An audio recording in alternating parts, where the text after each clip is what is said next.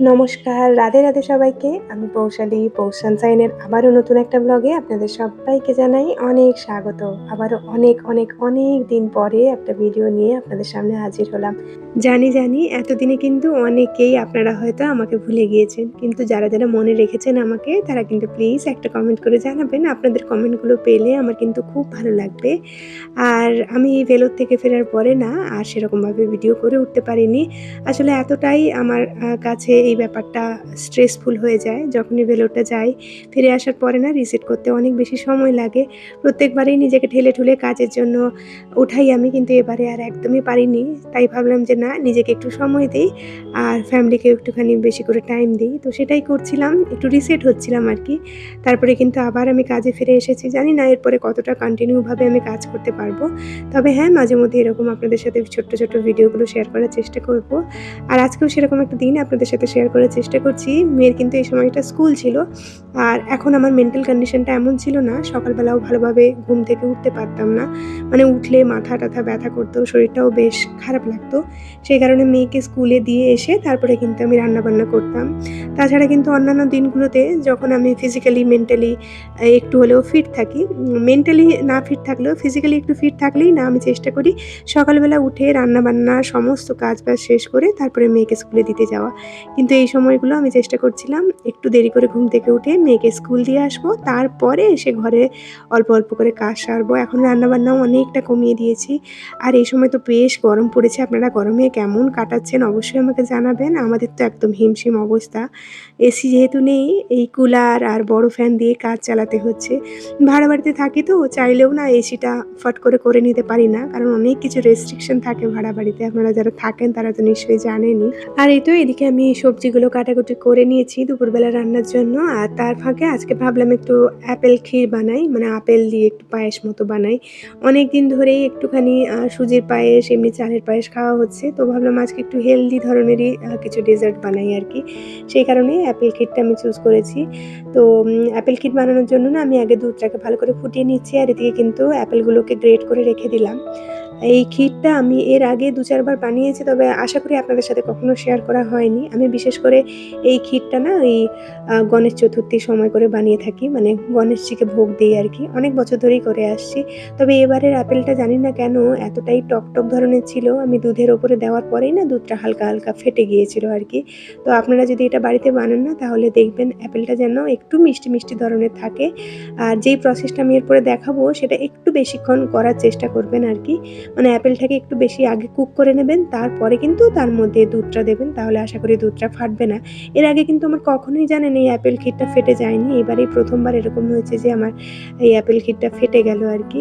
তো এখানে দেখুন আমি অল্প একটুখানি ঘি নিয়েছি। তারপরে কিন্তু এই কুড়িয়ে রাখা আপেলটা দিয়ে বেশ কিছুক্ষণ আমি এরকম নাড়াচাড়া করে নেব। মানে যতক্ষণ না এই অ্যাপেলের রসটা একদম শুকিয়ে যাচ্ছে।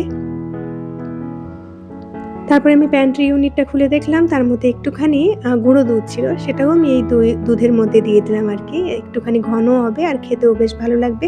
আর চিনিটাও কিন্তু একটু কম দিলে চলে যাবে। আমরা এমনিতেও না একটু কম মিষ্টি খাই, আর আমি চিনি তো বাড়িতে একদমই আনি না বললে চলে। মাঝেমধ্যে হাসব্যান্ড চাইলে একটু ব্রাউন সুগার আনে, হোয়াইট সুগার আনা বহু বছর বন্ধ করে দিয়েছি। চিনির পরিবর্তে কিন্তু আমি এই ধরনের অল্টারনেটিভ সুগারগুলো ইউজ করার চেষ্টা করি। আজকে যেটা করলাম না সেটা আমি ইসকন থেকে এনেছিলাম। আমি এই মুহূর্তে নামটা ঠিক মনে করতে পারছি না। আপনাদের যদি মনে থাকে জানাবেন। আর যদি জানতে চান কমেন্ট করে বলবেন, আমি কমেন্ট বক্সে রিপ্লাই দিয়ে দেবো। তো এদিকে কিন্তু আপেলটা কিছুক্ষণ শুকিয়ে নেওয়ার পরে জলটা আমি দুধের মধ্যে দিয়ে দিয়েছি। তারপরেই কিছুক্ষণ পরে দেখেছি যে দুধটা হালকা ফেটে গিয়েছে। তখনই আমার মনে হচ্ছিল যে আপেলটাকে আরেকটু হয়তো শুকিয়ে নিলে ভালো হতো। আর এদিকে আমি দুপুরে রান্নাবান্নাগুলো স্টার্ট করে দিয়েছি। আজকে না দুপুরবেলা রান্নাবান্না করার মতো সেরকম কিছুই ছিল না। ফ্রিজে টুকটাক কয়েকটা সবজি ছিল, সেটা দিয়েই কোনরকম রান্নাটা করছি আরকি। কয়েকটা কাঁচকলা ছিল, কয়েকটা বলব না, একটাই কাঁচকলা ছিল, একটা আলু, একটুখানি উচ্ছে ছিল আর একটুখানি ডাঁটা ছিল। তো সবকিছু দিয়ে আমি ভাবলাম একটু শুক্তো মতোই বানিয়ে নেই। তো সেটাই বানাচ্ছি। আর এদিকে দেখুন আমার ক্ষীরটা কিন্তু একদম রেডি হয়ে গিয়েছে। আপনারা হয়তো দেখলেই বুঝতে পারবেন টেক্সচারটা একটুখানি ছানা মতো হয়ে গিয়েছে। তা না হলে কিন্তু এটা বেশ ক্রিমি হয়। মানে আপনি বুঝতেই পারবেন না যে এর মধ্যে অ্যাপেল দেওয়া রয়েছে। আর এই তো তার ফাঁকে আমি গ্যাসটাকেও ক্লিন করে নিলাম।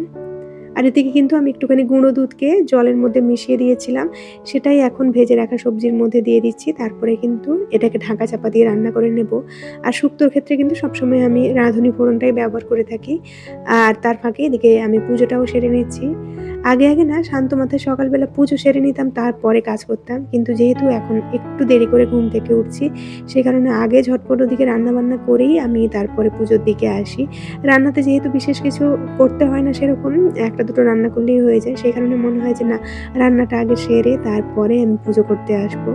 আর এদিকে আমি একটু সোফাটাও ক্লিন করে নিচ্ছি। এই সোফার জায়গাটা কিন্তু আমি কিছুদিন আগেই না একটা নতুন মেকওভার দিয়েছিলাম। ভিডিও করে রেখেছিলাম জানেন, কিন্তু কোনোভাবে ভিডিওটা আমার ফোন থেকে ডিলিট হয়ে যায়। তারপরে সেই যে আমি ভিডিও করা বন্ধ করলাম, প্রায় আমি মাসখানেক পরে আবার একটা ভিডিও শ্যুট করেছিলাম। মনটা বড্ড বেশি খারাপ হয়ে গিয়েছিল। সেজন্য যেন করতেই ইচ্ছে করছিল না একদম। সেই ভিডিওটা কিন্তু অনেক শখ করে সুন্দরভাবে বানিয়েছিলাম। মিশো থেকে কয়েকটা ছোটখাটো নতুন জিনিস কিনেছিলাম। সেগুলো দিয়ে আমি এই লিভিং রুমের সোফার এরিয়াটা, তারপরে টিভি যেই জায়গাটা থাকে সেই জায়গাটা একটুখানি সাজিয়েছিলাম আরকি। খুব মনের মতো করে সাজিয়েছিলাম, কিন্তু সেটা আর আপনাদের সাথে শেয়ার করা হয়নি। আমি ভেলোর থেকে ফিরে এসে সেগুলোকে চেঞ্জ করে ফেলেছি।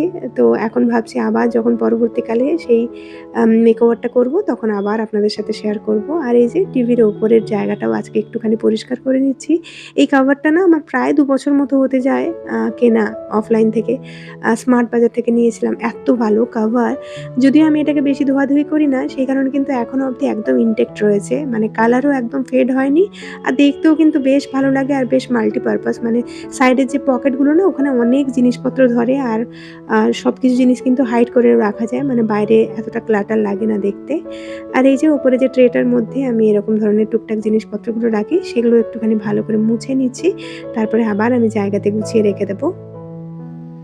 আমি কিন্তু সংসার ভালোবাসা একটা মানুষ, মানে সংসারপ্রেমী মানুষ বলতে পারেন। সংসার আমি খুব ভালোবাসি আর মন দিয়ে করতেও আমার বেশ ভালো লাগে।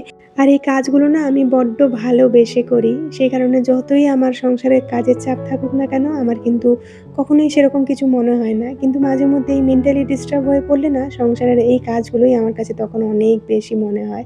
সেই কারণে মাঝে মধ্যে নিজেকে একটু সময় দিয়ে রিসেট হয়ে নেওয়াটা ভালো। মেন্টালি এতটাও কখনো এক্সহস্ট হওয়া উচিত নয় কোনো কিছুর পেছনে দৌড়ে, যেই জিনিসটা আমাদেরকে একদম ভেতর থেকে ভেঙে চুরে শেষ করে দেয়। সেই কারণে যখনই মনে হবে যে আপনারা কোথাও ভেঙে যাচ্ছেন, সেই সময় কিন্তু একটু থেমে যাওয়াটা উচিত। আমি কিন্তু কক্ষনই পার্সোনালি মনে করি না থেমে গেলে আমি কোনো রকম রেসে হেরে যাব। কারণ আমি কখনো কোনো দৌড়তেই আসিনি। আমি আমার নিজের জার্নিটা উপভোগ করতে এসেছি। আর আমার কোনো বিহেভিয়ারের জন্য যদি আমার এই জার্নিতে কোনো রকমভাবে বিক্ষেপ ঘটে, সেই জিনিসটা কিন্তু সঙ্গে আমার চেঞ্জ করে নেওয়া উচিত বলে আমার মনে হয়। তো যাই হোক, ডাস্টিং করতে মোটামুটি মেয়েকে স্কুল থেকে নিতে যাওয়ারও সময় হয়ে গেল। এই কাজগুলো শেষ করে তারপরে আমি একদম বেরিয়ে যাব মেয়েকে স্কুল থেকে আনতে। তাহলে চলুন আজকের মতো ভিডিওটা এখানেই শেষ করছি। খুব শিগগিরই দেখা হচ্ছে নেক্সট আরেকটি ব্লগে। ততক্ষণের জন্য সবাই খুব ভালো থাকবেন, সবাইকে খুব ভালো রাখবেন আর নিজের যত্ন নেবেন। আবার পরে কখনো কোনো একটা ব্লগে দেখা হচ্ছে আপনাদের সাথে। টাটা।